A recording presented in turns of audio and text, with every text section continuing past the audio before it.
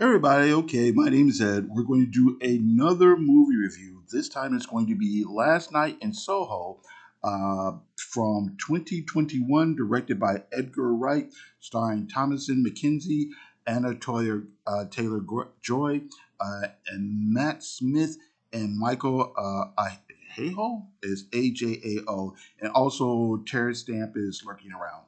So it's basically a psychological thriller where Ellie, that's Mackenzie, is a young naive girl from a small town who moves to London in order to study fashion design.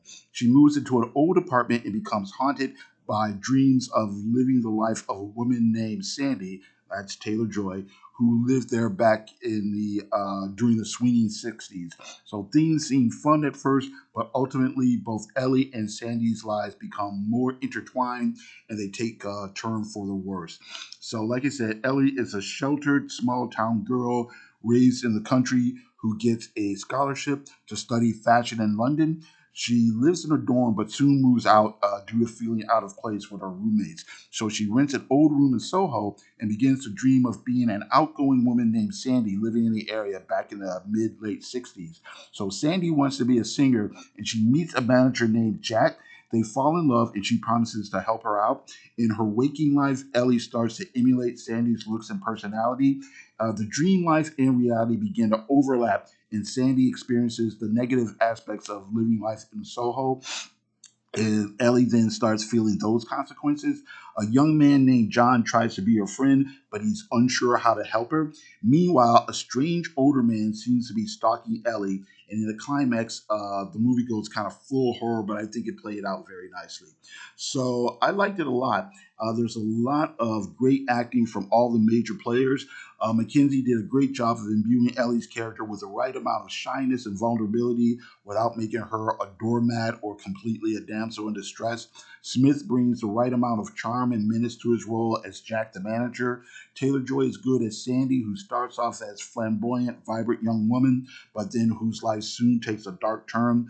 At first, I thought I'm going to say his name wrong again. Aheo is AJAO, was perhaps a little bit too nerdy as John, but after seeing the other men that either creeped Ellie out or took advantage of her or Sandy, it made sense that he'd be the one that she felt safe around in her more subdued personality.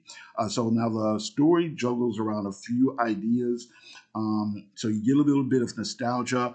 Early on in the movie, it's established that Ellie is a big fan of 60s music and fashion. On one hand, it does connect with the ghost story and past history aspect of the story. But on the other hand, it also establishes how Ellie's kind of out of step with her peers in modern time. We also wrestle with how people sometimes romanticize the past and sometimes tend to forget about the more harsh aspects of the past. Does some interesting things with male female relationships. We see Ellie's modern roommates hooking up with like random guys. Ellie is kind of shy around men, but when she's Sandy, she's much more outgoing. We see Sandy, the outgoing, confident female, Jack, the outgoing and powerful man, and they flirt in a very romantic and glamorous way. It's also kind of a whirlwind relationship that takes a dark turn. In contrast, is Ellie's relationship with John, who's another classmate at the fashion school.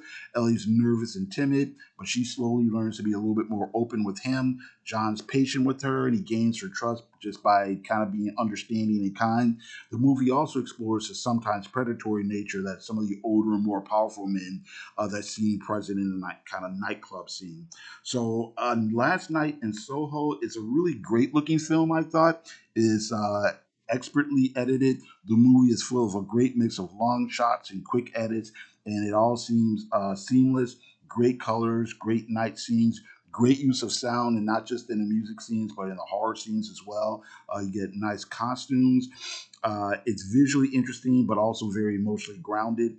Like I said, it's nice that there was an interesting and varied choice of pop songs rather than the same top 10 hits that get used in a lot of period piece movies set in the 60s. Okay, so to wrap it up, Last Night in Solo, directed by Edgar Wright and starring Thomas and McKenzie and Anna Taylor Joy. It's a really entertaining film. The film has a lot of good acting, good script, great editing and cinematography, along with great sound editing and good music. It's a challenging film with some interesting twists. It does a good job of balancing between what's real, what's psychological, and what's supernatural. The film wrestles with contradictions between nostalgia and real life and various dualities, and it all combines in a very strong narrative. So, all in all, it's a very entertaining film. Okay, so that's it. I got to thank you very much for watching. I do appreciate it. You have a great day. Thanks a lot.